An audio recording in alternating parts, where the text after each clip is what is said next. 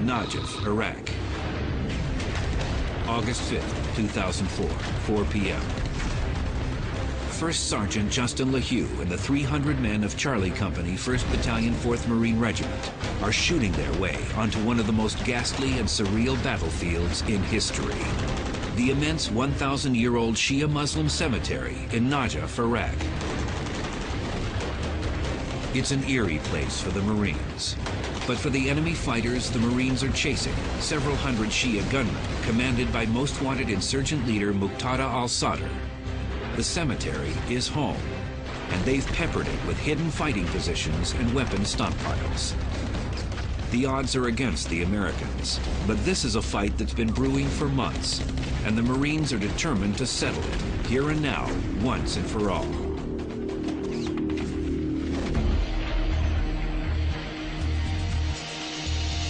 In the year and a half since the fall of Saddam Hussein, coalition forces have been steadily hunting down and killing or capturing Iraq's most wanted criminals. Now, in the summer of 2004, a name near the top of the most wanted list is that of militant Shia cleric Muqtada al-Sadr. He's a young man, 30 years old, and he's headquartered in the southern Iraqi city of Sadr is from that area. At the conclusion of fighting against Saddam Hussein, he had taken over the Najaf region and had started what he called his Sadr's army, or the Mahdi militia. Muqtada Sadr is out to grab political power now that Saddam is out of the picture, and he has no plans to cooperate with coalition forces. The U.S. troops stabilizing Najaf at the moment are the 1,200 men of 1st Battalion, 4th Marines out of Camp Pendleton, California. Our mission was to go to Najaf, support the Najaf governor, and help build the National Guard unit that was there, the police forces, and to continue the reconstruction project that had been going on since the fall of Saddam. But Muqtada Sadr's militia continually harasses the local police and makes the Marines' job harder. The militia is made up of some 4,000 disenfranchised young men of the Shia faith, and they take refuge in Najaf's sacred old city and vast historic cemetery, which surround the Imam Ali Shrine, the most holy site in the Shia religion. Out of respect for Shia culture, coalition forces have agreed not to enter the sacred old city and cemetery. But Sadr's militiamen are taking advantage of the situation. They would routinely come out of the cemetery at night and attack the Iraqi main police station, which is located right across the street from the main intersection of the cemetery. The militiamen then quickly retreat to the sanctuary of the historic graveyard. But this afternoon, after one particularly brutal and sustained attack on police headquarters, the Marines have had enough. When the militiamen retreat into the safety of the cemetery, the Marines follow them. Here's the setup. Some 300 men from Charlie Company and part of Bravo Company, armed with M16s and squad automatic weapons, are chasing some 300 of the militiamen, armed with AK-47 assault rifles and RPGs. It's a haphazard, unruly fight over an incredibly obstructed and massive battleground. It would fatigue the Marine just by looking at the cemetery, because the sight of the cemetery was endless, and it completely surrounded as far as the eye could see. The Imam Ali Shrine is on a hill at one end of the burial ground, with clusters of homes and aging public buildings encircling it. People of the Shia faith come from all, so they have 1,000 meters of really hotels and universities set up to educate. And that's all on a hill around this shrine that looks down on this huge cemetery. Many Shia from across the globe wish to be buried here near the shrine, hence the massive cemetery, a virtual city in itself of underground catacombs and crowded above-ground tombs and mausoleums, squeezed together in no particular order. The only way you can literally move 20 feet is by going over, around, squeezing through these huge mausoleums. As Marines move in search of the enemy, they try to respect the Muslim grave sites, but making their way through the jumbled environment is difficult and leads to a bizarre incident for First Sergeant LeHue. I'm kind of hopping on top of the crypt stones, and mortar shots, I happen to jump from one crypt to the top of the other crypt and ended up falling through. I noticed a pretty pungent odor, and I looked over to my right, and there was a woman inside of there. She had been dead for probably a year or so that was inside of there. I kind of try to see the humor in everything, so I just said, "Excuse me, ma'am, sorry about the interruption." Stood up inside of there and brushed myself off and climbed up out of there.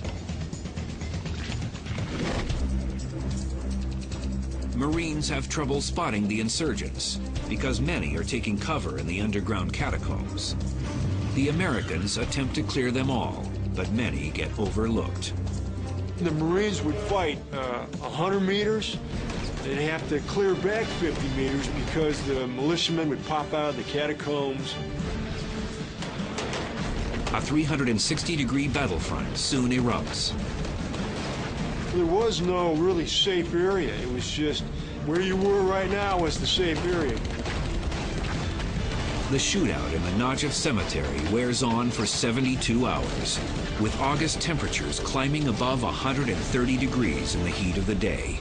Dehydration is a constant threat.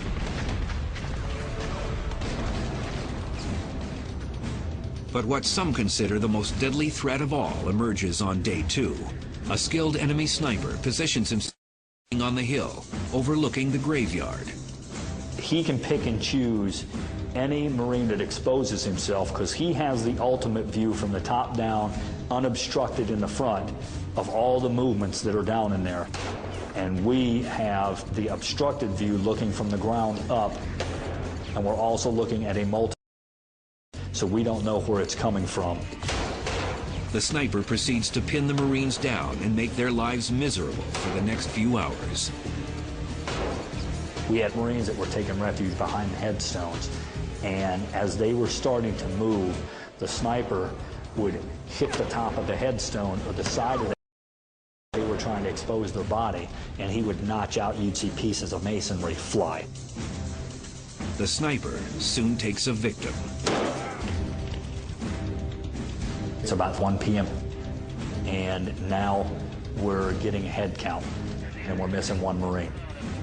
He had taken refuge down in a little walled-in structure that was where one of the tombs was at, kind of out of sight, so we thought he's just slumping down, maybe taking a drink or whatever, but the corpsman didn't see him, so they finally went down in there because he wasn't rogering up. First Sergeant LeHue and others eventually locate him. He had already probably been in that position for 20 minutes.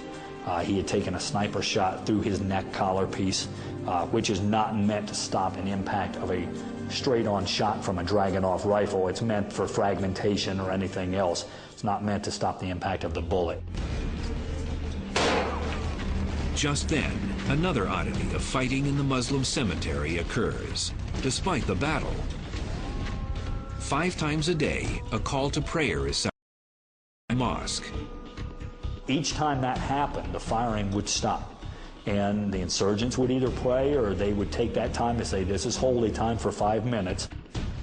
It happens now, and First Sergeant LeHue and 3 other Marines take advantage of the time to evacuate the Marine's body. The entire time this is happening, not a shot is going off or anything. And this took a good amount of time to get his body out of there. Was at least 20 minutes. The sniper holds his fire well after the prayer time has expired.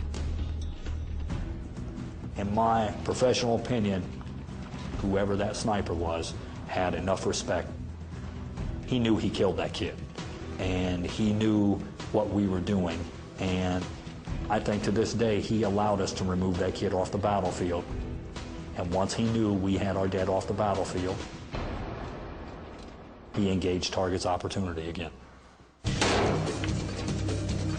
The sniper is shooting from several rooms and balconies of a hotel building overlooking the cemetery. He changes his firing position to another room in the hotel after every shot, so that even if the Marines see his muzzle flash, they'll miss him if they fire at him.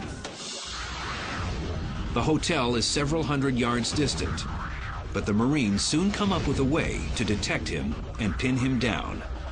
There are Marine tanks present, positioned on the only major road through the cemetery.